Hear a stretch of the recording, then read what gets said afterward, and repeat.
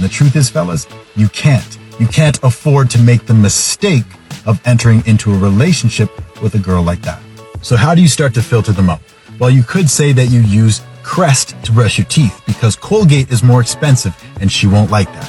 Or you could take her for a more casual, inexpensive vibe check before taking her out to Nobu. I'm sure that'll filter out a certain demographic of woman.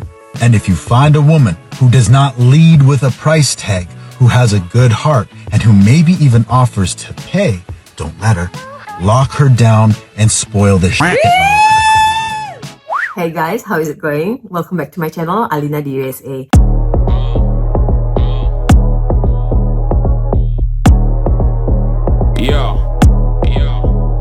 Di channel ini aku banyak membahas tentang segala sesuatu yang berbau Amerika dari sudut pandang orang Indonesia. Jika hal-hal mengenai pop culture, studi, bekerja, menikah dengan orang luar adalah sesuatu yang kalian minati, maka channel ini cocok buat kalian. Thanks for stopping by, subscribe and like are highly appreciated. Thank you guys and enjoy the video. Di video kali ini aku bakal ngebahas 10 alasan cewek Indonesia memilih cowok bule.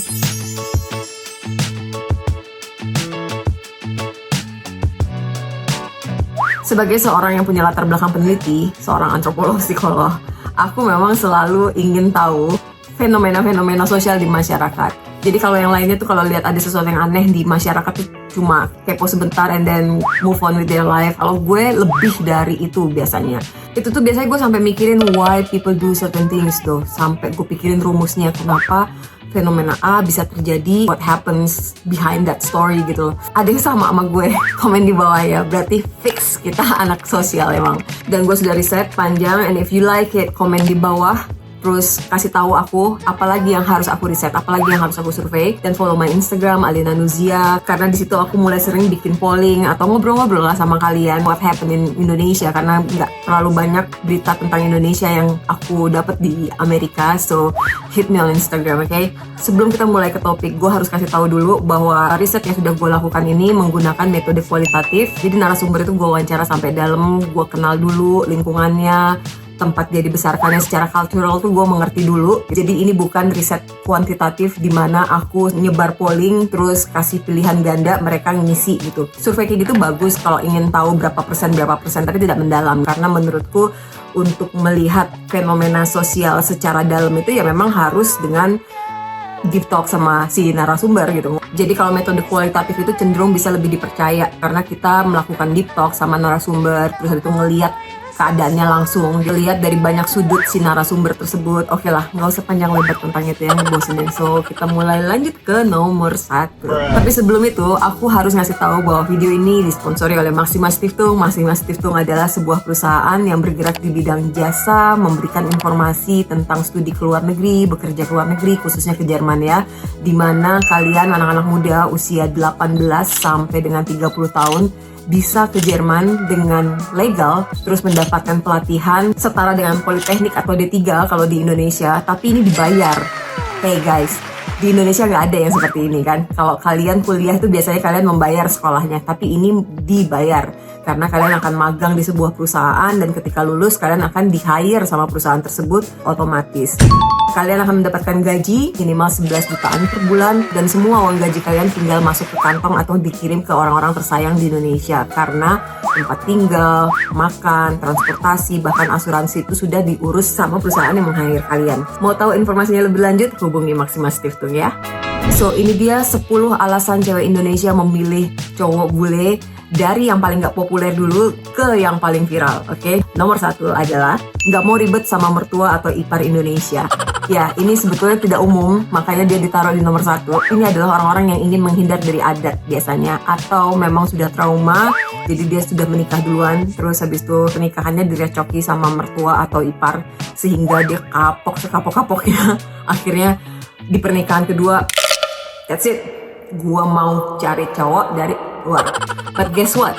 This is my number 1 reason guys. Jadi aku menikah pertama kali sama orang Indonesia karena ribetnya konflik. Orang tua aku mau begini, orang tua dia mau begini.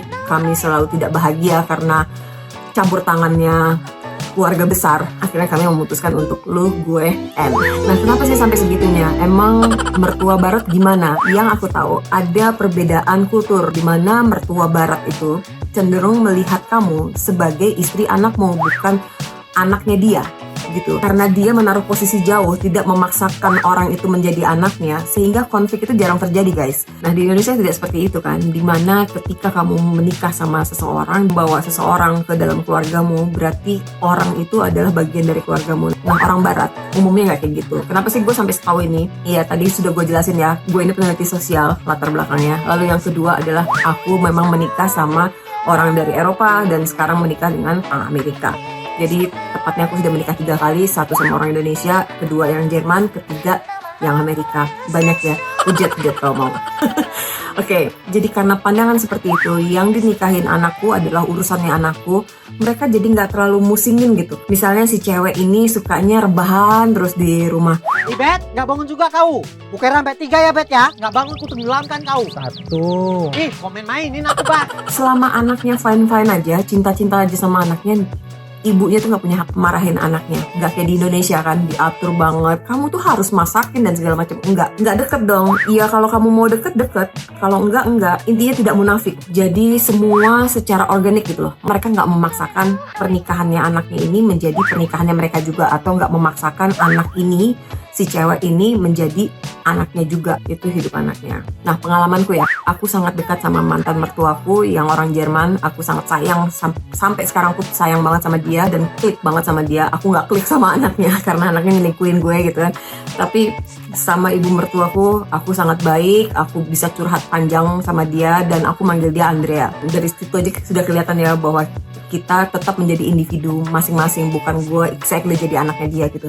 Lalu sama yang ini, hubunganku baik-baik saja. Dibilang musuhan enggak, dibilang deket juga enggak. Karena mertuaku yang sekarang, yang orang Amerika, punya on and off relationship sama anaknya sendiri gitu. Jadi termasuk sama aku juga jadi kagok gitu hubungannya. Jadi ibu mertuaku yang sekarang ini wanita karir banget, seorang profesor dari University of Colorado, dan gaya profesornya dia itu kena banget ketika approach gue, dimana gue ngerasa nggak pernah bisa deket karena selalu ada jarak. Jatuhnya seperti mahasiswa lagi diskusi sama dosennya gitu, tidak terlalu dekat, tapi aku juga tidak musuhan, aku masih respect sama dia, jadi tidak dipaksain untuk deket gitu. Jadi aku sudah nggak mau lagi sama orang Indonesia, alasan utamanya kan karena aku nggak mau ribet sama mertua, terlalu banyak tuntutan dan segala macam. Dan ketika aku menikah sama orang barat 2 kali, aku merasakan banget ternyata benar lebih nyaman karena kita nggak dituntut apa-apa, mau rebahan, mau tiduran, mau ngerokok di depannya mertua, mau minum-minum sampai mabok, mereka nggak masalah.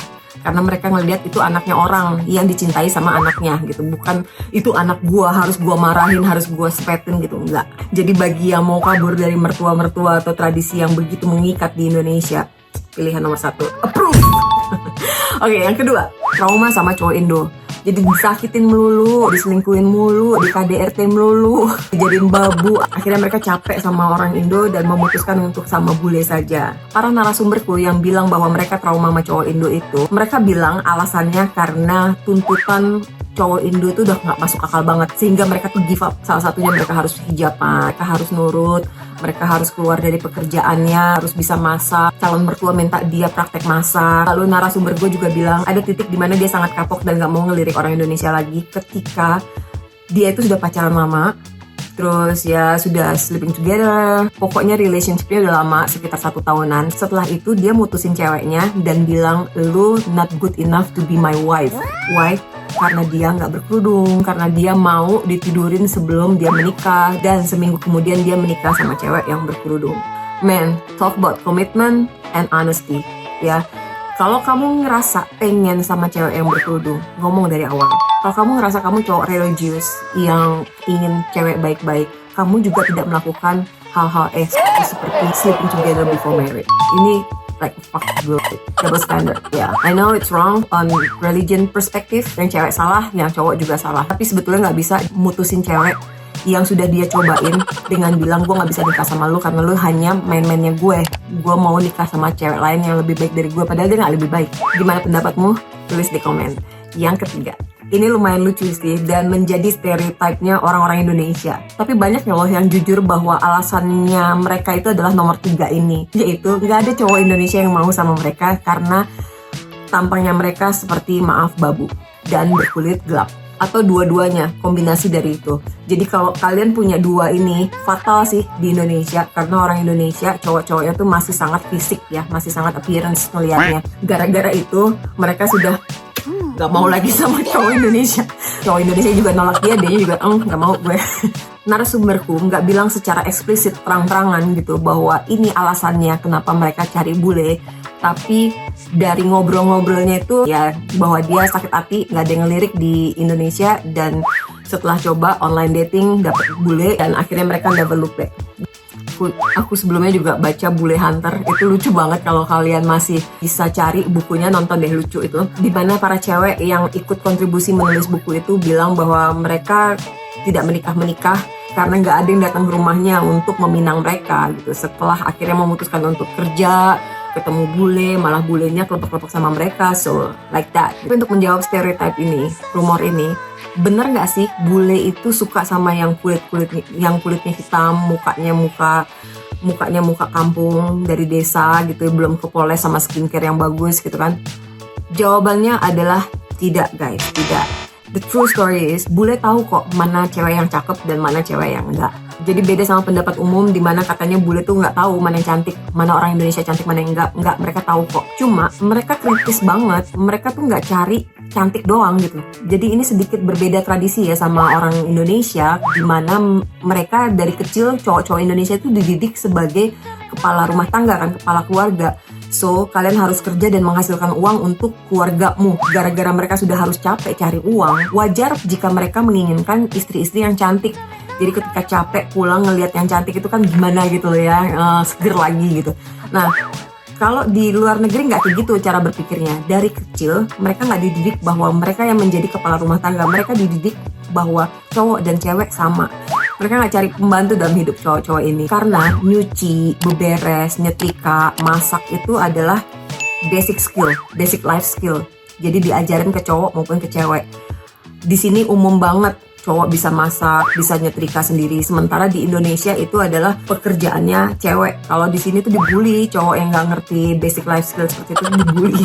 Jadi intinya para bule ini mencari teman hidup, bukan mencari asisten. Nah, jadi gerak-gerik kalian tuh kebaca sama mereka. Jadi misalnya kalau kalian tuh tipe-tipe yang high maintenance, yang skincare-nya mahal, yang dandan dulu gitu kan, terus tapi berharap setelah menikah cowoknya yang ngebayarin dia, itu biasanya bule-bule tuh lari.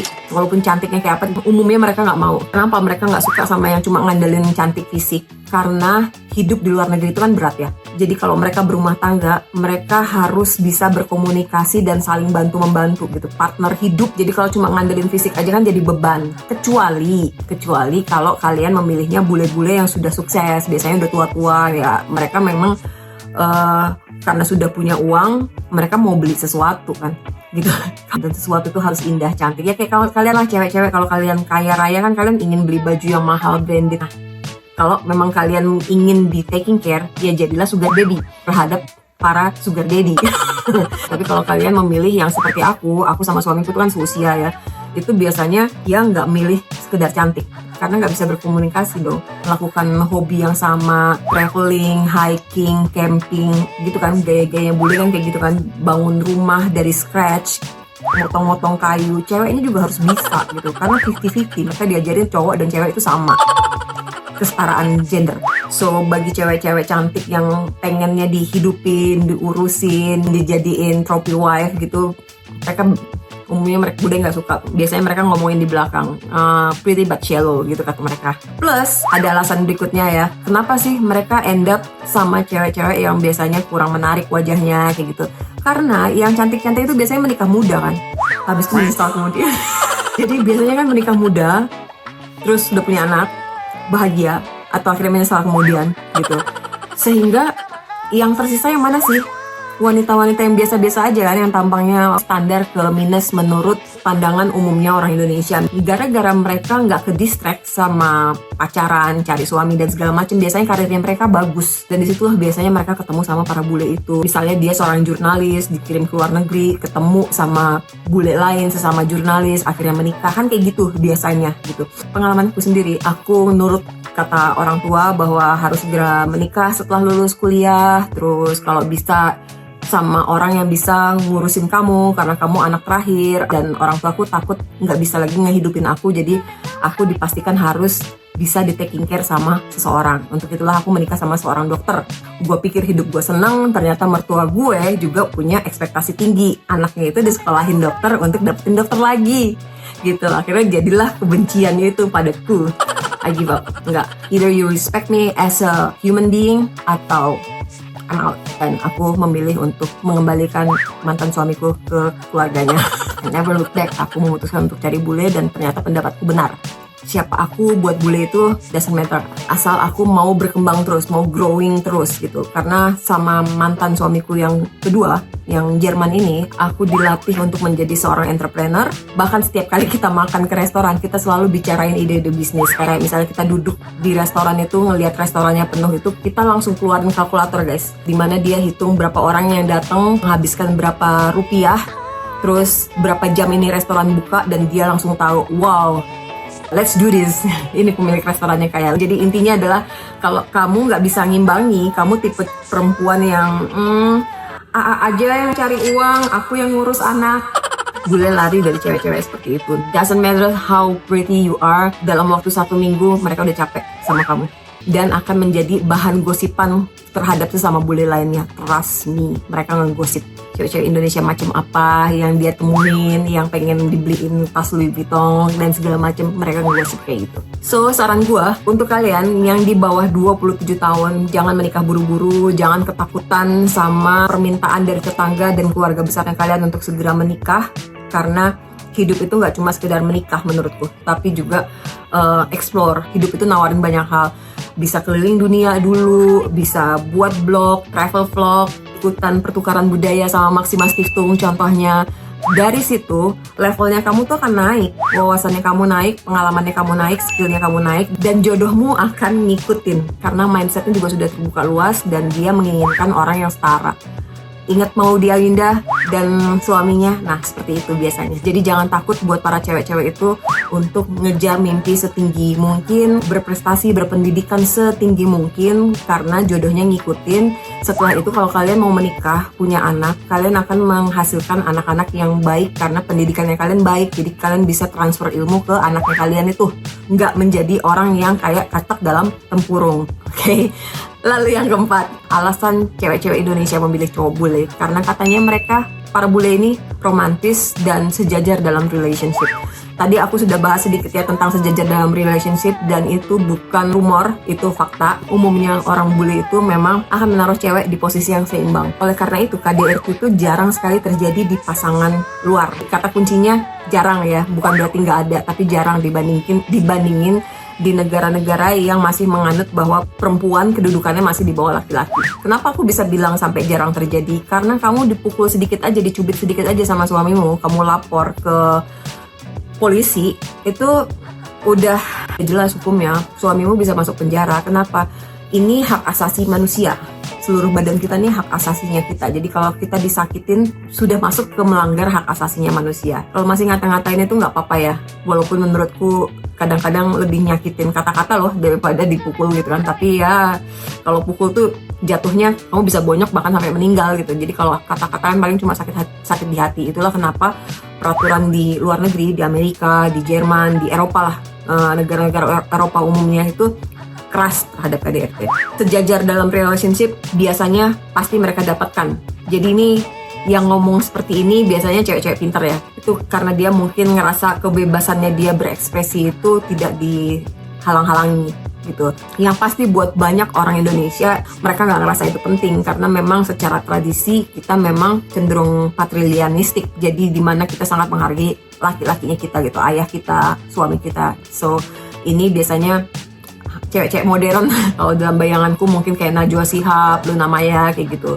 Terus tentang romantis bisa jadi, tapi trennya sekarang yang aku lihat itu kebanyakan orang Indonesia cowok-cowoknya juga sudah sangat romantis loh, bahkan cenderung lebih romantis daripada cowok barat. Cuma romantisnya beda. Romantisnya cowok Indonesia tuh kayak taking care banget gitu, udah makan belum, atau secara otomatis mereka selalu antar jemput kita di tempat kerja. Itu tuh jatuhnya romantis guys. Mungkin beda romantis ya, kalau yang Indonesia bentuknya lebih seperti ngurusin baik-baik gitu pacarnya atau istrinya. Kalau orang barat cenderung ekspresif. Contohnya dalam rumah tanggaku tuh suamiku Rick, tatoan, tentara, badannya segede gajah, tapi sweet banget loh guys. Jadi dimana dia ketika bangun tidur tuh dia ngurus dirinya sendiri. Akunya tuh nggak harus bangun ngurusin sarapannya dia. Setelah dia urusin semua, minum susu dan segala macam, dia cium aku dan betulin selimutku. Jadi mereka nggak musingin istrinya harus bangun pagi, potong-potong sayur dan segala macam gitu, enggak gitu. Dia tahu aku sudah nggak kerja, so I have the right to my sleep gitu. Jadi aku boleh tidur semaunya, asal jangan malas-malasan juga. Dan aku bukan yang males, tapi aku juga bukan tipe orang yang suka bangun pagi. Terus setiap kali aku bikin makan siang atau makan malam, which is every day, dia nggak pernah lupa ngucapin thank you for cooking baby, I appreciate it, thank you for cooking. Itu setiap hari, setiap makan. Dan kalau anakku makan terus habis itu main masuk ke kamar itu pasti diketok, kamu udah bilang makasih belum sama ibumu? Kayak gitu. Itu romantisnya orang sini ya. Kalau ngelihat tumpukan pakaian yang sudah disetrikain, dia selalu bilang, oh thank you baby for taking care of me. Itu tuh sweet dan kita butuh diapresiasi seperti itu loh guys sebetulnya. Aku lebih memilih seperti ini karena setiap hari itu aku merasa sangat diapresiasi. Bagi yang gara-gara gue ceritain dan jadi pengen sama bule, udah. Apakah semua bule seperti ini? Ya enggak. Tapi mereka, terutama American ya, diajarin untuk sopan santun dari kecil. Hal-hal sepele harus ngucapin terima kasih. Kalau kamu datang ke Amerika, kamu akan sering banget ngelihat ibu yang ngajarin anak kecilnya untuk bilang, you say what to the waitress? Gitu. Jadi kamu bilang apa ke pelayannya, dan si anak itu akan bilang thank you ma'am, kayak gitu. Bukain pintu toko, bukain pintu mobil, segala macam itu adalah praktek umum dari kecil sampai gede. Kalau di Amerika ya, di Eropa I don't really know. Kalau kalian cowok nggak melakukan itu ke cewek, cenderung lu kenapa sih? Siapa yang didik lu sih? Kayak gitu loh. Nggak sopan banget kayak gitu. Ya, jadi mereka memang lebih ekspresif ya guys, dimana itu udah jadi tradisinya mereka. Aku pernah ngedate sama cowok, dia sudah punya anak, anaknya usia 16-17 tahun, dimana dia telepon, di akhir telepon itu mereka selalu bilang I love you gitu. Ekspresif banget. Kebayangkan itu bapak sama anak, gimana suami ke istrinya. Apakah semuanya kayak gitu? Enggak. Cuma kalau kalian dapat bule dan bulenya nggak seperti itu, agak aneh sih, karena itu tradisinya mereka. Guys, kayaknya kalau misalnya ini video jadi terlalu panjang karena gue sibuk rambling ngebacot melulu gitu ya, ini akan aku potong jadi 2 tahap. Mohon bersabar, kalian harus nonton yang kedua, karena yang kedua tuh yang seru ya, yang paling viral-viral tuh ada yang di kedua. Oke. Alasan nomor 6 dan 10 aku lanjut di video selanjutnya ya guys. Jangan sampai nggak nonton ya. Makasih and I'll see you very soon.